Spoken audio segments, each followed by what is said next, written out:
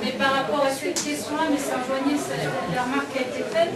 Moi, je pars du principe que vu la crise globale du système capitaliste financier, en tout cas, c'est ce qu'on pense à ça, c'est que ça ne viendra pas, la réaction devrait être extrêmement forte et ça ne viendra pas des seuls partis politiques, ça viendra d'une grande mobilisation populaire avec l'ensemble, tout l'ensemble des réseaux, des associations, des syndicats, etc.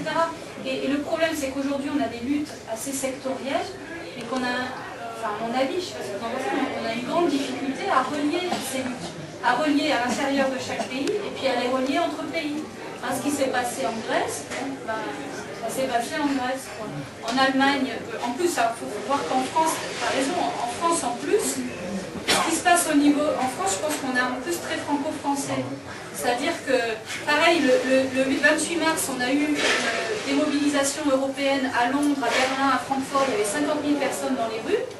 C'était un appel mondial contre le G20 le 28 mars. Nous, on a prévenu 2 mois avant les syndicats, l'ensemble du mouvement social qu'il y allait y avoir ça. C'est un appel qui sortait du Forum social mondial notamment. Et en France, on n'a pas suivi, on a préféré le faire le 19 mars, c'est-à-dire 9 jours avant. Donc on n'européanise pas du tout nos luttes. Sans parler d'internationalisation, mais on n'européanise pas du tout nos luttes. Le problème, c'est qu'aujourd'hui, on voit bien les limites de ça. Et que face à l'Europe qui, elle, se construit, l'Europe des affaires qui se construit de plus en plus, s'il n'y a pas d'espace public européen et de véritable mouvement social européen, cette Europe-là, elle continuera sans nous. Oui. Moi, je voudrais dire que, bien sûr, on peut regretter qu'il n'y a pas cette dynamique qu'il y a eu pour le traité anticonstitutionnel, mais il y a une différence entre un vote où on vote pour une élection pour laquelle on vote pour des candidats, une élection, un référendum plus exactement, pour lequel on répond oui ou non. Pour les citoyens, c'est pas tout à fait la même chose. Et puis ça dépend aussi de chacun d'entre nous de se mobiliser. Par ailleurs, on peut regretter qu'il n'y ait pas l'unité. Moi, personnellement, je regrette.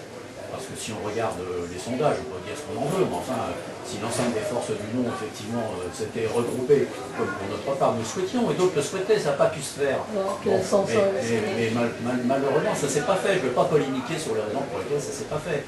Hein, mais ça ne s'est pas fait. Et je le regrette profondément, et puis d'autres formations voisines de la mienne le regrettent également. Alors j'espère que ça se fera pour d'autres occasions. Mais c'est vrai qu'on approcherait certainement autour des 20%, c'est-à-dire quasiment à égalité avec le Parti Socialiste. Hein. Bon, donc je le regrette profondément. Mais je veux dire aussi, par rapport à ce que vous disiez, quand on fait l'unité, et nous, dans notre formation, on est déjà une formation unitaire, hein, comme peuvent l'être la fédération d'ailleurs. Hein. Quand on fait l'unité, on ne choisit pas les candidats des autres partis copains. Hein. Ils choisissent qui ils veulent. Alors, on peut regretter telle ou telle personnalité. Mais quand on fait oui, non, mais un exemple. Non, mais d'accord, mais frappant et qui rentre tellement dans la gueule. Laisse-moi finir. Mais Jackie Dubois, il n'est pas passionnant. Il est ce qu'il est. Il a son passé, etc. Moi, je ne vais pas juger. Je ne vais pas juger. Son passé. Il n'y a pas que Jackie Dubois. Il n'y a pas que Jackie. Non, mais c'est un exemple. Il n'y a pas que Jackie Dubois sur la liste du Front de gauche. Il a ses qualités et ses défauts. C'est pas un grand orateur. C'est pas un grand orateur, etc. Mais il y a d'autres personnalités. Et puis il y en a sur chacune des listes du nom. Quand on fait l'unité, il faut la faire avec tout le monde. Y compris avec Jackie Dubois. Mais on est effectivement dans une vraie difficulté parce que la logique du non au traité conduit à l'abstention aujourd'hui pour protester vraiment et poursuivre et donner du sens. Mais en même temps, c'est contradictoire avec approfondir la démocratie. Mais pour aller voter alors qu'on dit qu'il faut approfondir l'Europe, la démocratie en Europe, ça va pas, quoi. Donc on est vraiment coincé. On est coincé. Et moi, sur ce truc d'abstention, par ailleurs, en tant qu'attaque, on ne se prononce pas, mais personnellement, je pense que c'est ce qu'ils souhaitent au niveau européen, ces élites économiques et politiques. Ce qu'ils souhaitent, c'est qu'on ne vote pas, c'est qu'on les laisse faire, qu'on ne s'occupe pas de leurs affaires. Et c'est ça le problème. Même si, je suis d'accord, moi je pense que c'est absolument destructeur que Beauvais se retrouve chez les Verts, que Mélenchon se retrouve au Front de gauche et que Génard se retrouve à NPA, et alors qu'ils étaient les trois figures du nom et qu'ils étaient sur les mêmes idées, etc. Moi je trouve que c'est catastrophique et que les partis politiques sont responsables de ça.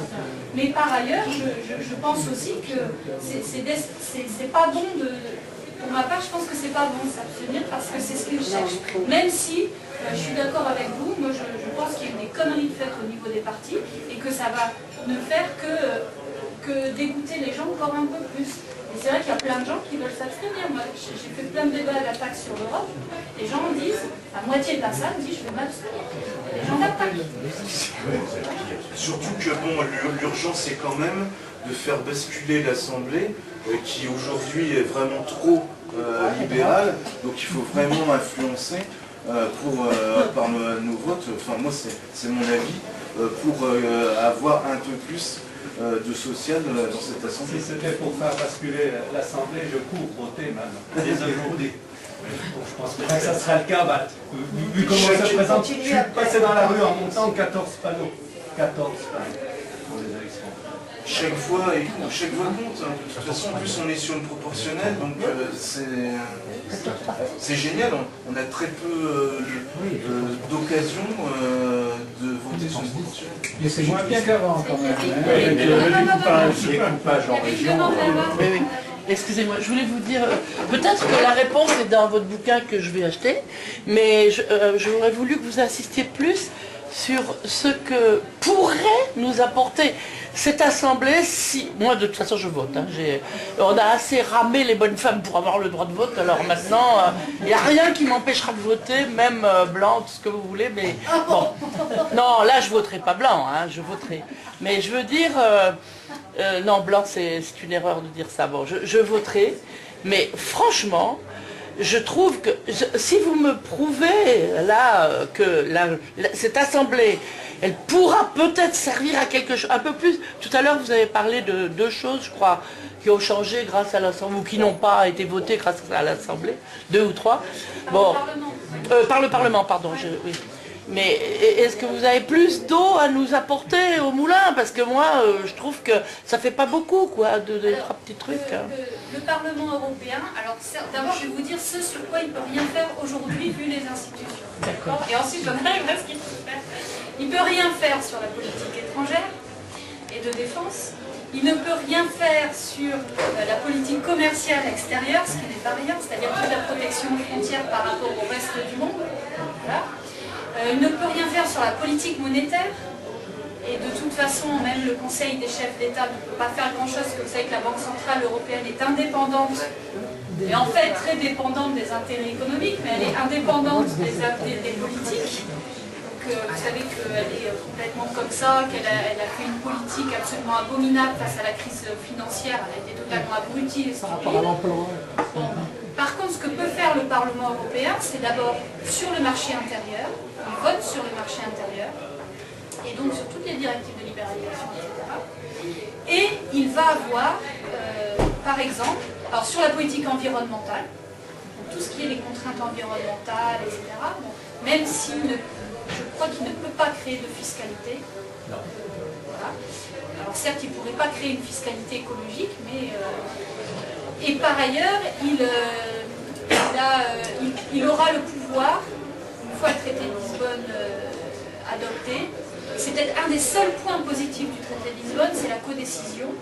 C'est-à-dire qu'il aura le pouvoir aussi de voter avec le Conseil des chefs d'État, enfin en tout cas de mettre son veto, il ne vote pas, mais il peut mettre son veto sur la politique agricole commune. Pas tout ce qui est par rapport au commerce extérieur, mais tout ce qui est les aides aux agriculteurs, les contraintes, etc. Ce qui est énorme puisque c'est 40% du budget. Et il vote le budget. Donc, et il peut aussi, alors il peut, s'il y avait une réelle volonté politique, il émet des avis. Il peut émettre des avis sur tout. Donc je veux dire, si on avait un Parlement, qui est la seule instance élue au suffrage universel, qui avait une véritable volonté politique, il pourrait donner des avis et dire beaucoup de choses. Évidemment, politiquement, on ne peut pas ne pas en tenir compte. Et donc il pourrait également se positionner, même s'il n'a pas le droit de vote, sur les paradis fiscaux, sur un tas de choses.